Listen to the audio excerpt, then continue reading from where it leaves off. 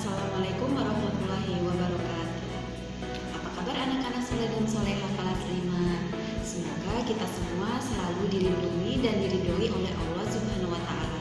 Amin amin ya rabbal alamin. Alhamdulillah hari ini kita bisa berjumpa kembali ya untuk belajar tematik tema 4 subtema 2 muatan pembelajaran PPKN, IPS dan SPDP. Untuk lebih jelasnya berikut video pembelajarannya.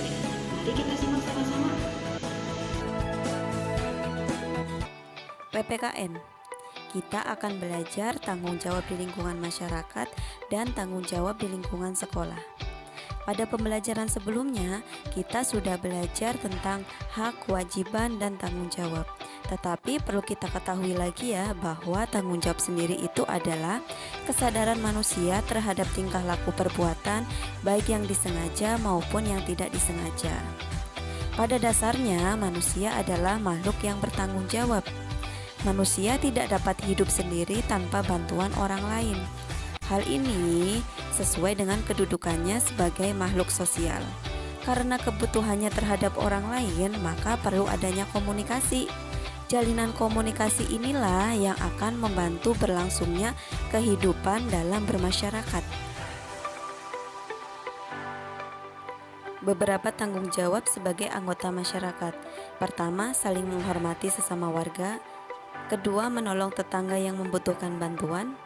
Ketiga, memelihara ketertiban dan keamanan lingkungan. Keempat, meningkatkan rasa solidaritas sesama warga masyarakat. Dan kelima, berperan aktif dalam bermusyawarah atau pengambilan keputusan.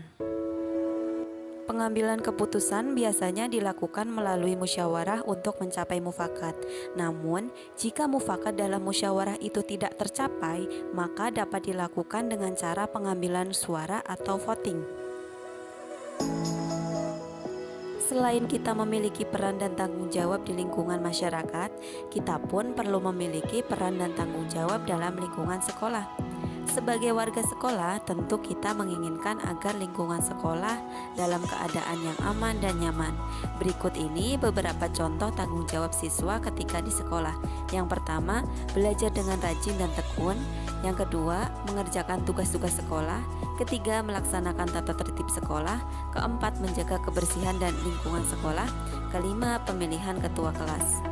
Itulah beberapa contoh tanggung jawab siswa terhadap lingkungan sekolah.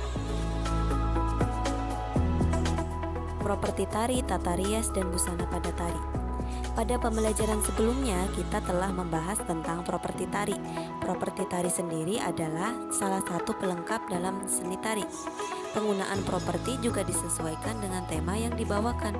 Fungsinya adalah membuat tarian lebih menarik dan juga membantu memperjelas makna dalam tari yang sedang dibawakan. Selain properti, dalam pementasan tari diperlukan pula tata rias dan busana. Fungsi tata rias sendiri adalah untuk memperindah penampilan dan memperjelas tema yang disampaikan dalam tarian yang sedang ditampilkan.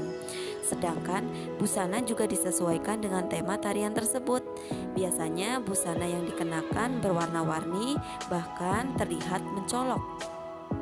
Properti dalam sebuah tari memegang peranan yang amat penting. Properti tari merupakan bagian dari perlengkapan tari yang digunakan untuk meningkatkan estetika atau keindahan sebuah tarian. Contohnya adalah tari kapur sirih. Bisa dilihat seperti pada gambar. Tarian ini berasal dari daerah Jambi dan merupakan tari persembahan. Tarian adat Jambi ini banyak bersamaannya dengan tarian Melayu. Sedangkan properti yang digunakan adalah cerano yang berisikan lembaran daun sirih, payung, dan keris.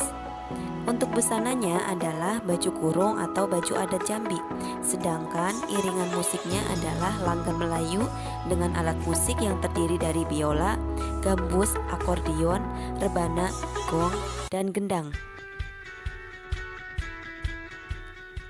Pembangunan sosial budaya melalui bidang pendidikan.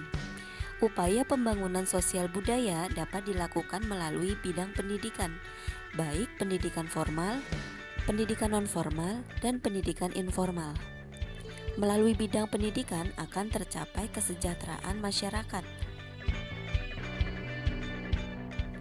Beberapa aktivitas masyarakat dalam upaya pembangunan sosial diantaranya mengikuti wajib belajar 9 tahun, mengikuti pelatihan keterampilan, berperan dalam organisasi masyarakat untuk mencerdaskan bangsa, dan sebagainya. Pendidikan formal. Pendidikan formal adalah lembaga pendidikan yang terstruktur dan berjenjang, mulai dari tingkat TK, SD, SMP, SMA, dan perguruan tinggi. Sementara pendidikan non-formal melengkapi pendidikan formal dengan keterampilan seperti terampil bermain alat musik, desain gambar, membuat kue, menjahit pakaian, memperbaiki kendaraan, dan berbahasa asing. Sedangkan untuk pendidikan informal lebih diutamakan pada pendidikan dalam keluarga.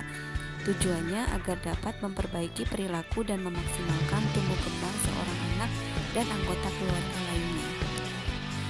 Tugas tematik: mengerjakan latihan soal pada halaman 81, 98, dan 111 di buku paket tema 4.